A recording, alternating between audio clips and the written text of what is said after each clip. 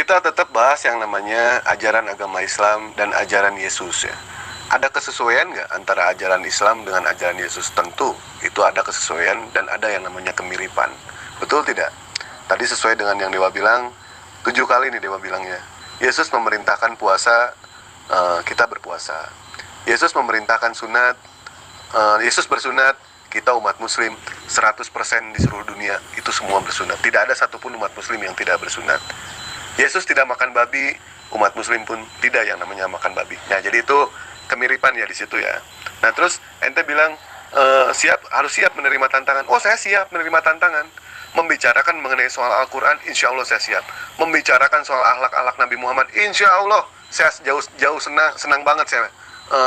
Kalau mau bercerita tentang baginda Nabi Muhammad ya kan. Tetapi dalam hal diskusi kita kali ini, kita itu bahas mengenai soal ajaran, dikomparasikan sama atau tidak, dan siapa di sini yang benar-benar anti Kristus. Konon katanya mengagungkan, memuliakan Yesus, tetapi mereka tidak mengikuti ajaran Yesus. Apa itu dikatakan pengikut Yesus? Bukan seperti itu pengikut Yesus. Nah, terus tadi saya meragukan firman di luar bangsa Israel. Kita pun setuju meragukan yang namanya firman itu, lihat dari ajarannya. Ajarannya sesuai atau tidak? Ajarannya ada pertentangan atau tidak dengan akhlak dan norma-norma kehidupan? Kalau Al-Quran ada pertentangan di dalam akhlak kehidupan sehari-hari, tentu itu yang namanya bukan firman seperti itu. Seperti halnya dalam Bible, gitu kan?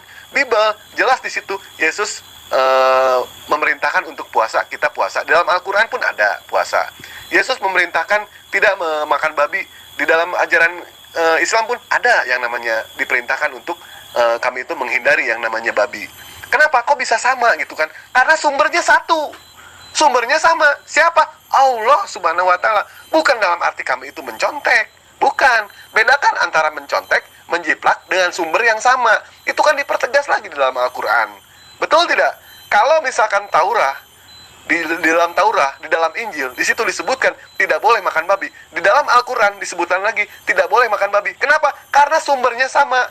Dari Hashem, dari Elohim, dari Allah Subhanahu wa Ta'ala.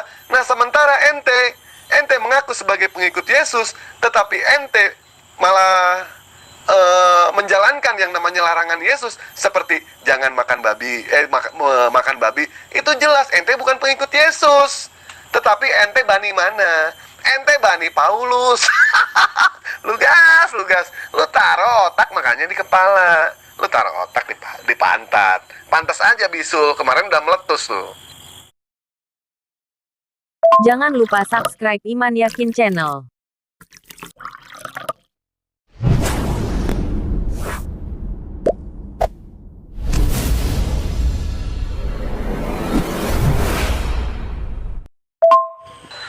Fokus pada keselamatan.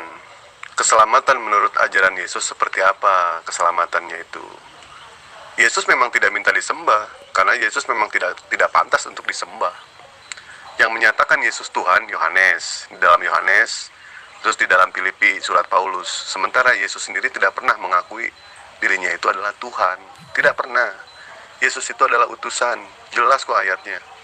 Nah, sekarang Lugas ya, ketika gua bertanya sama ente, kita bermain analogi di sini. Pada saat nanti di akhirat nih ya, di akhirat, di hari kebangkitan, ente nanti ditanya sama Allah, "Hey, Lugas, pada saat lu di dunia, lu nyembah siapa?" Nah, lu bilang, nyembah Yesus. Siapa yang nyuruh lu nyembah Yesus? Siapa yang menyatakan kalau Yesus itu adalah Tuhan? Lu mau jawab apa?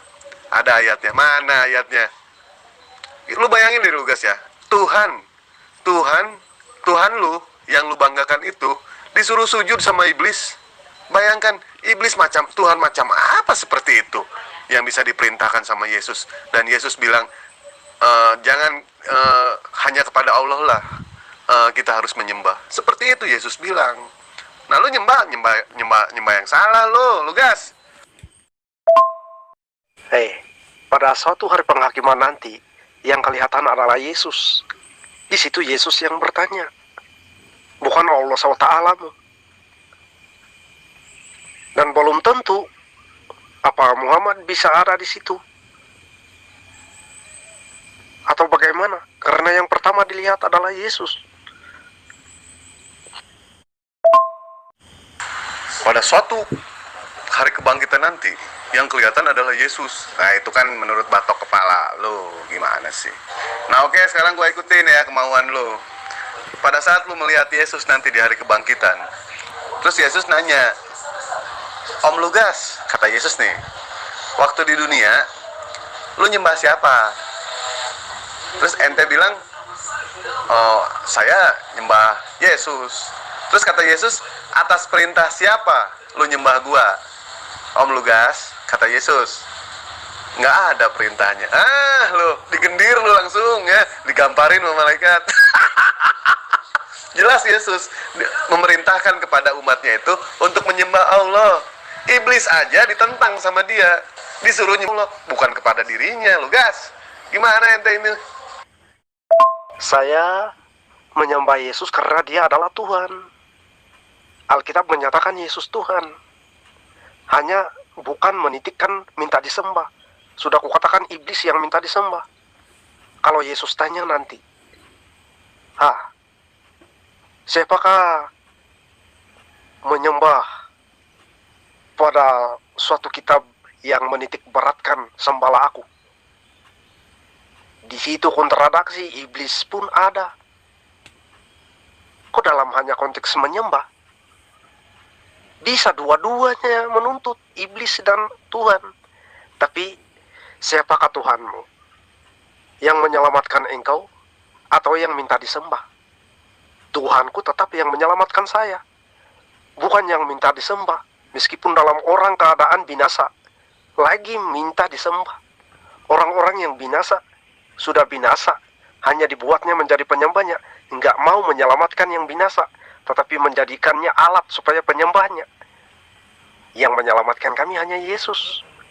Jadi iblis hanya menuntut penyembahan dari orang-orang yang binasa, orang-orang yang mati. Berlangsung penyembahan terhadap iblis. Karena itulah permintaan iblis. Hanya iblis tidak pernah menyelamatkan. Yuk sadarin ini. Ya sekarang lu kalau mau selamat kan harus tahu aturannya, harus tahu bagaimana perintah-perintahnya, larangan-larangannya, terus apa saja yang diajarkan. Yesus bersujud, kita bersujud. Yesus menyembah kepada Tuhan, kita harus bersujud kepada Tuhan, pada Allah yang benar. Yesus memerintahkan untuk bersunat, kita harus bersunat. Yesus memerintahkan kepada kita untuk puasa, kita harus puasa. Lu fokus penyelamatan, ajaran, Tuhan menyelamatkan. Setuju, gua Tuhan menyelamatkan. Tetapi cara Tuhan menyelamatkannya itu seperti apa? Bagaimana mungkin lu mau selamat sementara larangan-larangannya itu lu jalani? Nah terus lu bilang tadi, karena Yesus adalah Tuhan. Di mana ayatnya Yesus Tuhan? Yohanes 17 ayat 3 itu udah sanggup memporak-porandakan ketuhanan Yesus. Lukas 4:18, baca amal lu, Roh Tuhan ada padaku, oleh sebab ia telah mengurapi Yesus, Tuhan yang mengurapi untuk menyampaikan kabar baik kepada orang-orang miskin, dan ia telah mengutus aku. Tuh bayangin, dia telah mengutus aku tidak bisa berbuat apa-apa atas diriku sendiri. Jelas Yesus gak bisa ngapa-ngapain. Yang punya otoritas paling tertinggi itu Allah Subhanahu wa Ta'ala. Yesus memerintahkan untuk bersujud kepada Allah, bukan kepada dirinya, tidak. Ketika lu dibangkitkan di hari kebangkitan, lu pertanyaan gue nyambung gak? Ya, nyambung. Siapa yang memerintahkan supaya lu itu bersujud kepada Yesus? Yang memerintahkan siapa? Di kitab mana yang di Bible mana yang bilang kalau Yesus minta disembah? Filipi, surat-surat Paulus. Gue udah tahu, gue udah baca. Lu baca Yohanes 17 ayat 3, itu jelas Yesus utusan. Lu baca Lukas 4 ayat 18, Yesus mengaku sebagai utusan. Apalagi yang kurang? Larangan apa sih? Sunat. Jangan lupa subscribe Iman Yakin Kamu Channel. bangga-banggakan sunat. Bahkan yang sunat itulah yang membunuh Yesus. Apa sih perisian sunat di situ? Sangkamu sunat itu dinilai satu kebenaran dan iman? Bisa sunat-sunatan inilah yang paling anti dan tidak pernah tahu menaruh belas kasihan terhadap Yesus. Ya, sunat itu kan salah satu perintah dan perjanjian kekal Ibrahim. Betul tidak? Jangan dibilang, oh itu adat istiadat Yahudi. Nah, ente aja berlindung di Yahudi, mengaku Tuhannya Yahudi. Gimana sih? Tetapi ente menentang. Sunat itu bukan suatu yang namanya adat istiadat, tapi itu adalah perintah itu. Sunat, jangan makan babi. Lu mah makan babi, jangankan makan babi, tidur sama babi. Gimana sih? Gimana mau masuk ke surga? Gimana Tuhan mau menyelamatkan ente? Sementara larangan-larangan yang diperintahkan oleh Tuhan itu ditentang. Lu bilang ajarannya menyelamatkan. Seperti apa jalan penyelamatannya? Gimana caranya supaya kita itu masuk ke surga? Tentu ada caranya. Menurut Yesus gimana? Gue pengen tahu coba.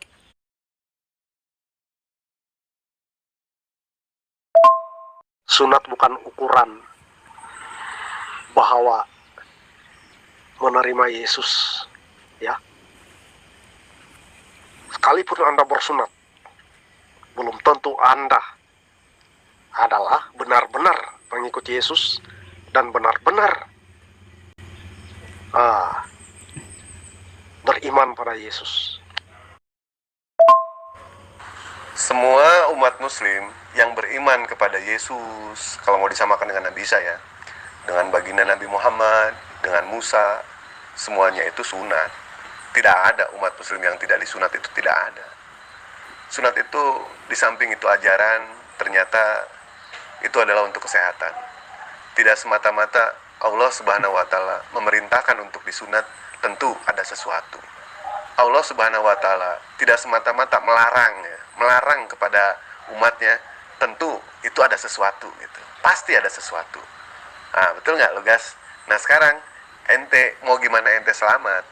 Sementara perintah-perintahnya ente tentang semuanya. Yesus disunat. Masa ente tidak bersunat? Kalau benar ente pengikut Yesus, disunat. Kalau ente belum disunat, biar gue yang nyunat. Gue insya Allah bisa jadi dokter dadakan ini buat nyunat. Mungkin daging lebih ente bisa gue bikin kikil gitu. Mudah-mudahan rasanya gurih-gurih nyoy gitu. Mana anak-anak Ismail tidak pernah disunat? Bagaimana mungkin? Dan kamu sendiri mendakwa Yesus ini utusan bangsa Israel. Tidak perlu kamu petik-petik dan mengambil Yesus sebagai dasarmu. Kalau dia hanya untuk Israel, Islam harus konsisten dalam pengajaran dan ideologimu ya. Jangan sekejap sana sekejap sini, hanya mencari pembenaran dan lalu bisa guna segala. Konsisten. Kalau Yesus ya diutus untuk bangsa Israel saja, untuk apa sih kamu ngomong-ngomong? Kalau kamu bicara soal sunat, lihat dulu Nabi asal-usul nabimu, anak Ismail, keturunan Ismail. Apa benaran anak Ismail disunat? Nggak ada. Tipu, pembohong semuanya. Untuk apa kamu datang untuk meluruskan ajaran Yesus? Kan cukup Israel yang menanggapi ajaran Yesus. Nggak perlu kamu datang untuk menanggapi. Perhatikan dulu ajaran nabimu. Perhatikan sunat, dasar apa yang kamu lakukan. Harus kamu tahu bahwa Yesus bukan diutus ke bangsamu. Yesus bukan diutus ke Arab. Dan apalagi ke seluruh dunia. Ini menurut dakwaan kamu ya. Dakwaan Islam. Jadi, kamu ngejar-ngejarin sunat. Kalau Yesus tidak pernah diutus ke kamu, apa sih ingin kamu bawa-bawa sunat? Sedang kamu hanya datang dari keturunan Ismail yang tidak pernah disunat. Kenapa sih kamu melawan jalur keturunan Ismail ini, nabimu, sehingga kepada Muhammad? Siapa sih suruh kamu bersunat? Ismail gak suruh kamu bersunat. Ismail gak ada anak-anaknya disunat. Ngapain kamu tiba-tiba bersunat? Sedang Yesus nggak diutus ke kamu. Wajar kami itu meluruskan ajaran Yesus, ya kan? Masa kalau lihat orang yang salah, kalau lihat orang yang terjerumus, kita mau menjerumuskan lebih dalam. Kan tidak mungkin. Kita harus menyadarkan orang itu. Yesus mengajarkan seperti ini, ajaran Yesus seperti ini. Kenapa itu ditentang? Malah yang diikuti adalah ajaran orang yang sama sekali tidak jelas. Paulus tidak jelas, Matius tidak jelas. Betul tidak, Lugas? Yang namanya kita menyadarkan, jadi kita itu berusaha meluruskan orang-orang yang benar-benar sudah bengkok. Memang ya, yang namanya neraka ente bukan urusan gua. Karena surga bukan punya gua. Tetapi untuk mengajak manusia ke jalan kebenaran, itu adalah tugas kita. Mestinya lu itu bangga.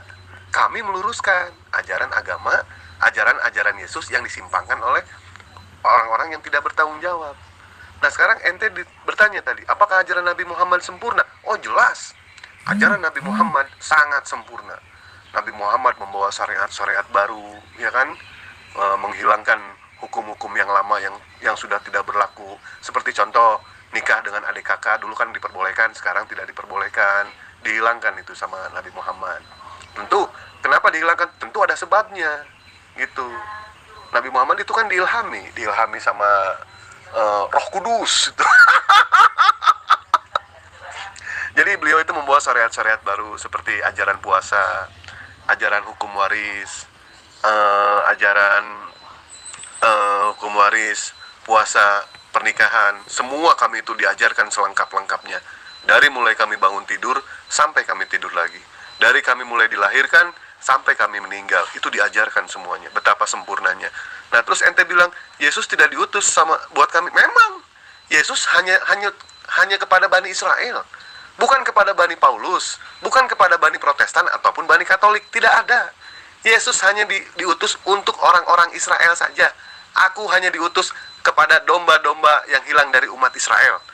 Bukan, nggak ada. Yesus tidak pernah diutus. Tapi kami mengimani bahwa Yesus atau Nabi Isa alaihissalam adalah salah satu utusan Allah yang paling besar. Itu. Nah, lu bilang tadi siapa yang menyuruh kami disunat? Ya jelas kami mengikuti ajaran Ibrahim alaihissalam. Karena itu adalah perjanjian yang kekal antara Ibrahim dengan Allah Subhanahu wa taala. Jangan bawa-bawa Ismail. Kalau para nabi jelas itu disunat, memang tidak dijelaskan secara gamblang di dalam Al-Quran. Karena Al-Quran itu bukan kitab biografi. Al-Quran itu adalah kitab undang-undang. Allah Subhanahu wa taala mengutus 124.000 nabi. 25 nabi masuk ke dalam Al-Quran. Kalau misalkan seluruh 124.000 nabi dijelaskan di dalam Al-Quran, mau segede apa Al-Quran? Mau segede lemari? Berpikir coba di sini. Al-Quran itu cuma poin-poinnya aja. Jadi yang namanya sunat itu adalah perintah, ya. Bagaimana mungkin lu bisa masuk ke surga sementara perintah-perintahnya itu ditentang? Sunat lu kagak, puasa lu kagak, dilarang makan babi, lu embat juga babi, sampai tidur sama babi. Lu gas, lu taruh otak makanya itu di kepala, lu taruh otak di pantat, jadi nggak bisa berpikir. Masakan Israel sudah ada utusannya, kamu lagi kok pergi meluruskan ajarannya lagi?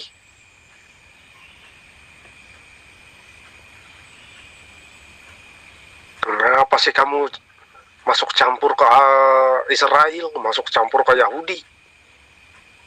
Sedangkan Yahudi banyak utusan, ramai utusan, ramai nabi di Yahudi. Kok baru seorang nabi sudah coba-cobain masuk ke Yahudi, mau meluruskan jalan di sana, meluruskan jalan Yesus? Belum tentu lah.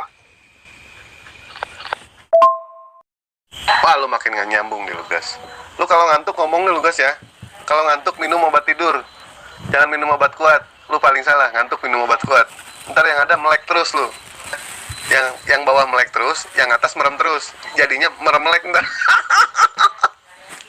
Yahudi banyak utusan, iya. Karena Yahudi adalah bangsa pilihan, diakui itu. Jadi gue bingung ini mau nanggapin apa. Ini lu ngejawab aja lu gak jelas. Bingung ini, gimana nih? Nah gini aja deh Lugas ya, kesimpulannya begini. Lu boleh tetap mengimani ajaran Kristen, tetap dalam agama Kristen boleh ya. Tetapi jangan sampai menuhankan Yesus. ajaran Yesus itu seharusnya lu yang harus mengikuti perintah-perintah yang diajarkan sama Yesus, ikuti. Jangan sampai ditentang perintah-perintah Yesus itu. Itu aja. Nah, pernah ya ada umat Kristen bertanya sama gua, apakah umat Kristen itu masuk ke dalam surga? Ini menurut ajaran agama Islam ya. Yang namanya surga tidak ada tempat untuk orang kafir, itu tidak ada tempat. Tetapi gue ngasih penjelasan begini, mudah-mudahan gue salah ini ya, mudah-mudahan gue salah. Soalnya ini menurut logika gue. Selama umat Kristen itu menuhankan Allah Subhanahu Wa Taala, mengakui kalau Nabi Isa alaihissalam itu adalah utusan Allah, insya Allah bisa masuk surga. Cuma harapannya tipis, Begitu. Soalnya kenapa? Nabi Isa alaihissalam itu hanya untuk Bani Israel, bukan untuk seluruh bangsa. Dan untuk seluruh bangsa, untuk alam semesta besar kita, Muhammad Sallallahu Alaihi Wasallam. Jadi lu guys ya, kalau ente benar-benar mengaku sebagai pengikut Yesus, cuma Kristen, silahkan. Tetapi tolong jangan sampai menuhankan Yesus. Itu aja pesan gua mah. Ikuti ajaran Yesus. Bersunat. Yesus bersunat. Tuhan ente bersunat lo itu. Lu harus bersunat. Yesus berpuasa. Lu cobalah untuk berpuasa sesuai dengan ajaran agama Kristen. Konon katanya di dalam ajaran agama Kristen, kata Nabi ya, Nabi ente tuh Lugahon bilang, ada yang namanya puasa 3 hari 3 malam. Kok Tuhan kejam amat ya? Sampai kita di dunia aja diperintahkan puasa 3 hari 3 malam. Itu bukan puasa kalau 3 hari 3 malam, tapi latihan bunuh diri.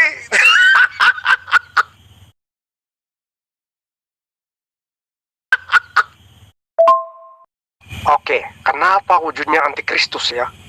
Kalau sekadar Yesus Nabi itu belum melibatkan ada satu penentangan anti. Sebab semua orang, semua agama, baik Islam maupun Kristen, mengakui dia Nabi. Apa sih harus ditantang?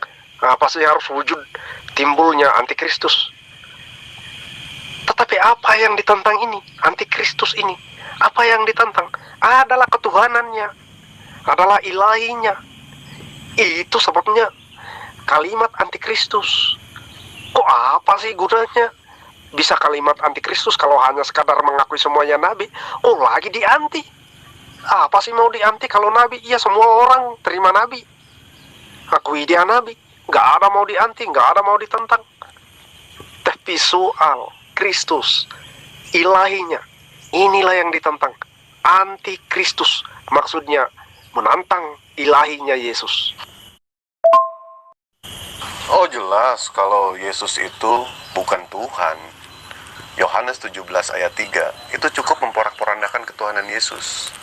Tadi gue bacain juga di Lukas, itu juga cukup memporak-porandakan ketuhanan Yesus. Yesus mengaku utusan. Tidak ada Yesus mengaku Tuhan, itu tidak ada. Yesus mengaku ilahi, itu tidak ada. Apa karena Yesus bermujizat? Mujizat itu bukan tanda keilahian, tetapi tanda kenabian, supaya mereka itu percaya gitu. Ente bilang udah ngalor ngidul ini. Kita bicara soal puasa, soal ajaran Yesus. Jadi udah bicaranya aneh-aneh. Tadi pesan gue gitu aja ya. Jangan sampai yang namanya menuhankan Yesus. Ente harus mengakui kalau Yesus adalah utusan Tuhan. Tapi Yesus yang mana dulu ini? Jelas bukan Yesus yang disalib, bukan. Nah, kalau misalkan mau disamakan dengan Nabi Isa gitu. Jadi harapan untuk masuk ke surga ada, tetapi sangat tipis. Setipis kondom durek. Malah bisa jadi itu tidak ada sama sekali. Begitu. Tolonglah lu guys ya. Kalau benar ente memuliakan Yesus, kalau ente benar memuliakan Tuhan, menjunjung tinggi yang namanya Yesus, jangan sampai menghujat, jangan sampai menghina. Ikutilah ajaran-ajaran Yesus. Jangan sampai kayak pendeta-pendeta yang lain yang menyatakanlah kalau misalkan Yesus itu keturunan anak haram. Oh, itu nggak bagus seperti itu. Justru yang antikristus itu adalah orang yang tidak mengamalkan ajaran Yesus. Itulah antikristus. Yesus tidak pernah yang namanya mengajarkan Trinitas. Lu malah Trinitas. Bapak-bapak pendeta malah Trinitas. Itulah antikristus. Yesus mengajarkan puasa. Nah, orang-orang gereja, orang-orang Kristen tidak ada yang mengikuti ajaran Yesus berpuasa. Itu namanya antikristus. Yesus bersunat. Sementara 96% penduduk yang ada di dunia yang beragama Kristen mayoritas tidak berpuasa. Itulah yang dinamakan antikristus. Nah gitu. Makanya lu minum obat anti mabok. Supaya jangan mabok mulu lu. Sudahlah, apa urusanmu dengan Yesus? Dia bukan diutus ke kamu.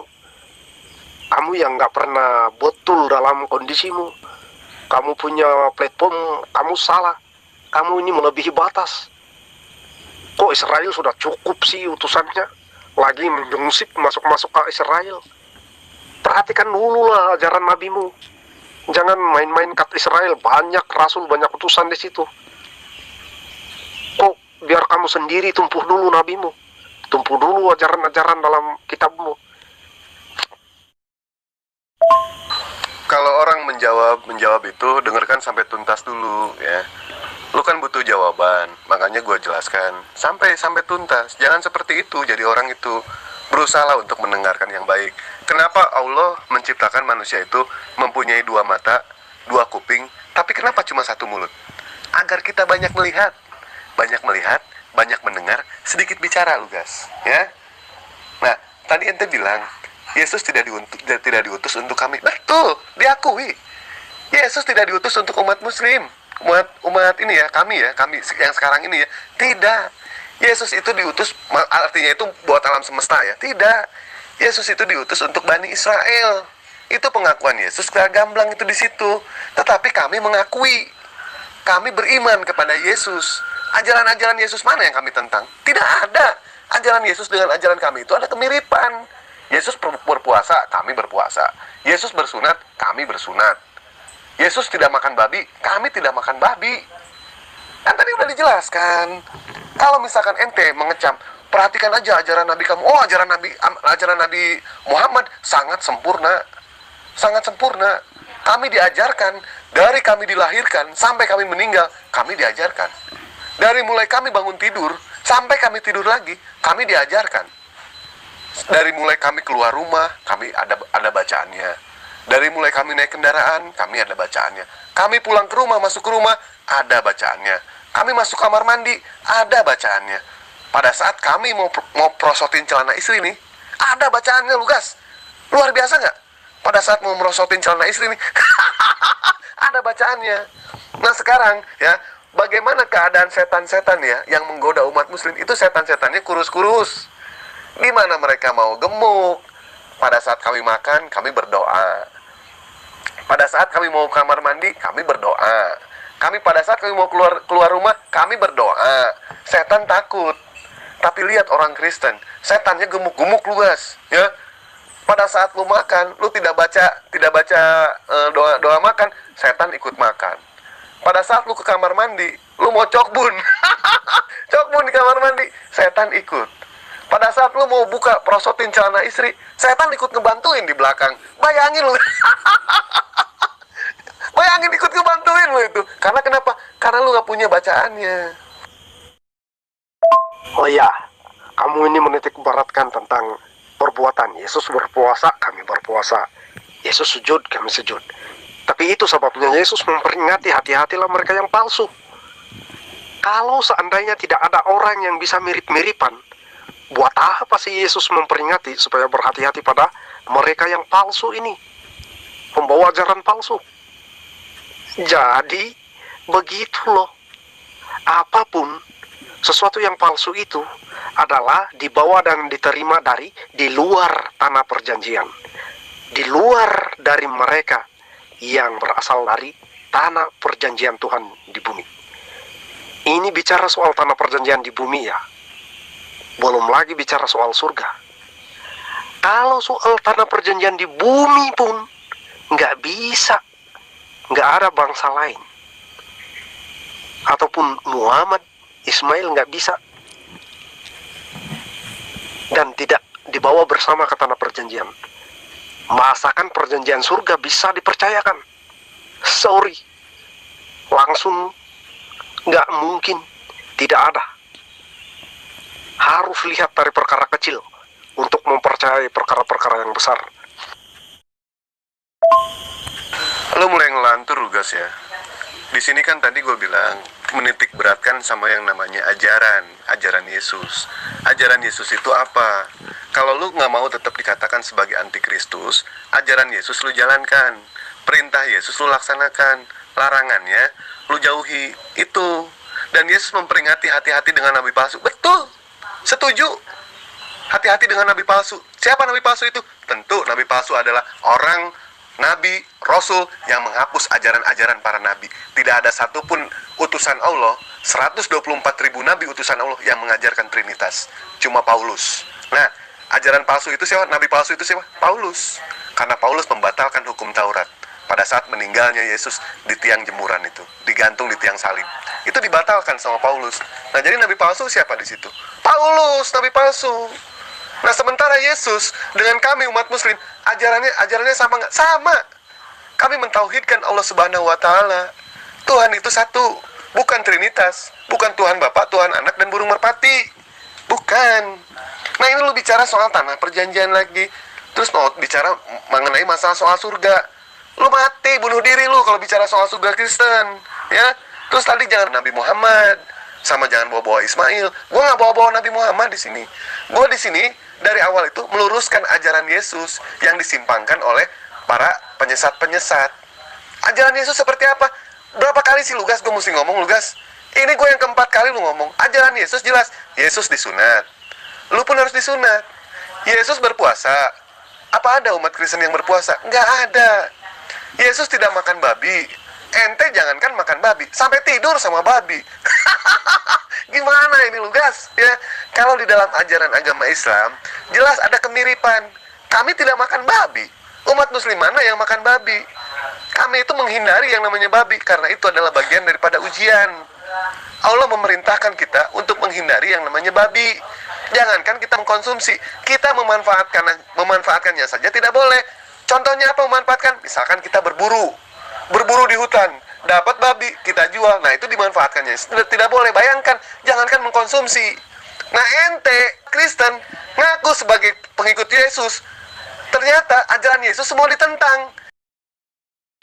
Tidak bersunat, ya, makan babi, sampai tidur sama babi. Bisa jadi ntar kawin lu sama babi. Hasilnya ntar lu apa yang namanya ya? Luba namanya luba. Lugas babi. Saya setuju, Paulus tidak mengkabarkan Taurat. Karena Taurat sudah berakhir. Dengan jayanya mereka berhasil menduduki tanah perjanjian. Itu lamat-lamat Taurat. So, lu apa? Lu ngomong-ngomong Taurat, lu sendiri nggak pernah terlibat menduduki tanah perjanjian. Ismail juga ngomong, ada apa? Ismail juga nggak terlibat menduduki tanah perjanjian. Bukan dicari. Itu apa sih yang relevannya Taurat ke kamu?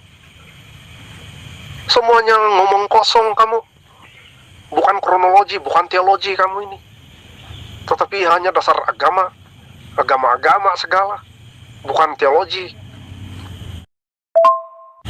Kami umat muslim mempercayai yang namanya 4 yang tidak ada 5-nya. Apa itu?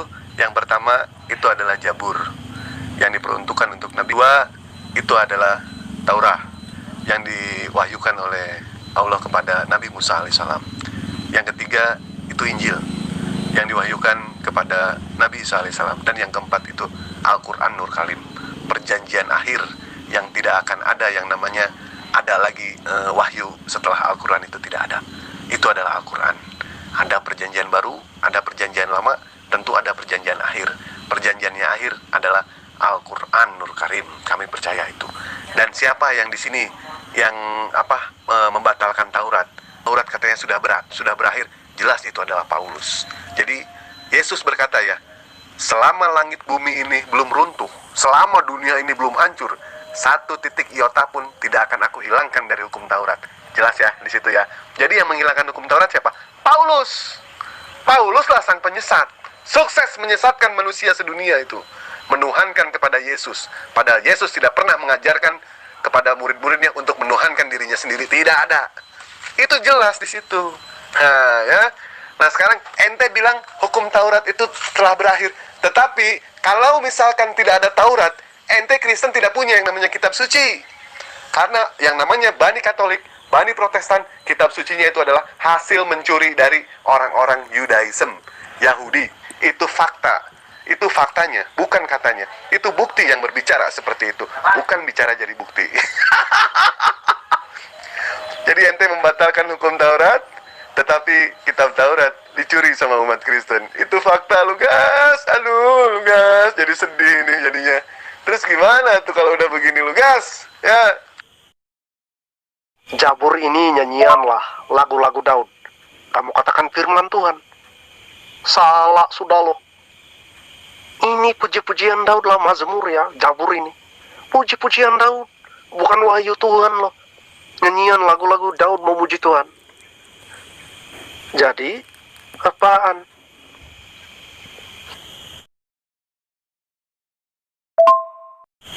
Loh, gimana sih lu gas ya? Jabur itu puji-pujian Daud kepada Allah Subhanahu wa taala. Setuju kami. Karena itu adalah firman Allah. Jabur yang sekarang itu tentu ada yang namanya revisi, ada yang namanya perubahan-perubahan. Siapa yang merubah itu semua? Tentu itu adalah manusia yang benar-benar tidak bertanggung jawab. Semua yang namanya kitab suci yang diwahyukan oleh Allah Subhanahu wa taala kepada para nabi, ya itu semuanya sudah direvisi sama orang-orang yang benar-benar tidak bertanggung jawab. Nah, sementara Allah tidak pernah yang namanya menjanjikan untuk menjaga kitab suci ketiga itu. Tetapi Allah hanya menjanjikan kepada satu kitab suci yang akan dijaga langsung oleh Allah. Allah langsung yang mewahyukan, Allah langsung yang akan menjaga dan memeliharanya sampai akhir hayat. Akhir hayat, sampai dunia itu kiamat. Itu sudah jelas di situ. Tidak ada pertentangan satupun di dalam Al-Quran. Andaikan Al-Quran itu bukan dari sisi Allah, cari pertentangan. Ada nggak? Nggak ada pertentangannya. Ya, kami percaya. Jabur firman Tuhan, kami percaya. Karena Allah sudah memberitahu kepada kami. Ada kitab sebelum Al-Quran. Salah satunya apa? Tapi Jabur yang sekarang bukan seperti Jabur yang dulu. Entah itu siapa yang merubah. Entah itu si Jojon, entah itu si Malih, ataupun entah itu si Bolot. Gua nggak tahu, ya. Yang jelas, hujah-hujah ente udah gue bantai. Ajaran gue udah berusaha di sini meluruskan ajaran-ajaran Yesus yang diselewengkan sama Paulus, sama nabi-nabi palsu. Salah satunya Om Paulus itu. Yesus mengajarkan bersunat. Gini aja lu gas, kalau ente belum bersunat ya, gue kebetulan lagi latihan sunat. Mudah-mudahan gue jago. Gimana kalau lu gue bikin eksperimen, percobaan, apa sih namanya, kelinci percobaan. Gue mau latihan nyunat ini, mudah-mudahan hilang semua nih sama batang-batangnya. Ikuti ajaran Yesus ya, lu guys ya. Nah, akhirnya disimpulkan bahwa keturunan Ismail ini hanya sekali lagi muncul untuk membuli, ya. Kerjanya hanya membuli anak perjanjian, membuli segala firman, segala janji Tuhan.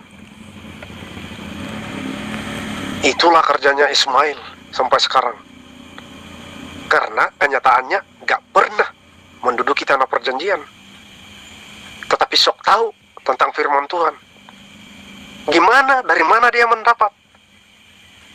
Sedang menduduki tanah perjanjian pun dia tidak layak. Masakan dia layak terima firman Tuhan yang lebih agung daripada tanah perjanjian?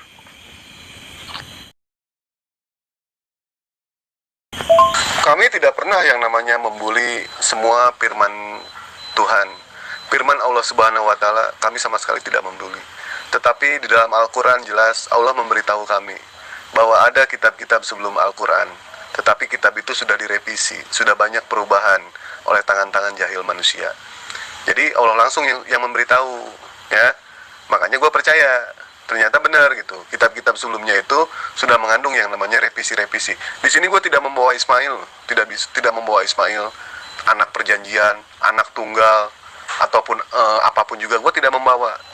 Ya, jadi ente nggak usah ngelantur kemana-mana, Kita fokus pada ajaran-ajaran Yesus.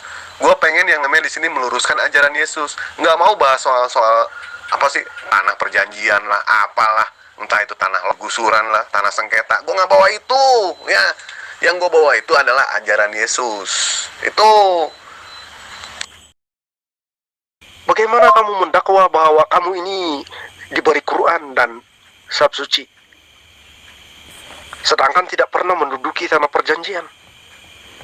Bukan bangsa yang dipercayakan menduduki tanah perjanjian. Apa dasar? Kalau firman Tuhan itu lebih suci, lebih agung ketimbang tanah perjanjian. Ambil dulu tanah perjanjian. Duduk. Itu syaratnya pertama. Baru seorang percaya kamu ini penerima firman Tuhan. Jangan omong enak. Di sini gue nggak bahas tanah perjanjian, nggak bahas. Terus tadi apa tadi? Firman Tuhan lebih suci dari apa ini lugas? Dari awal kita itu bahas soal ajaran. Jangan masuk ke perjanjian dulu, jangan nanti. Tanah perjanjian lah, tanah longsor lah, tanah gusuran lah, tanah lapindo. Gue gak bawa itu. Coba nyambung gak tuh dari awal. Dari awal kita itu bahas mengenai ajaran Yesus. Jadi jangan masuk ke situ. Nanti kalau masuk ke situ, kita ambil tema yang lain ya. Kita bahas dulu ini mengenai masalah ajaran Yesus. Yesus disunat, Yesus berpuasa, Yesus tidak makan babi. Itu jelas di situ. Bantah dulu pernyataan itu. Kalau misalkan lu mau bahas soal anak perjanjian, anak tunggal, nanti kita bahas itu ya. Sekalian kalau jangan cuma anak perjanjian, anak tunggal aja. Sekalian anak monyet, anak babi, anak kucing, anak curut. Bahas tuh sama lu ya. Sampai minggu depan gue bahas ntar. Nggak usah ngelantur dulu. Lu mah kebiasaan, lu mah suka kemana-mana.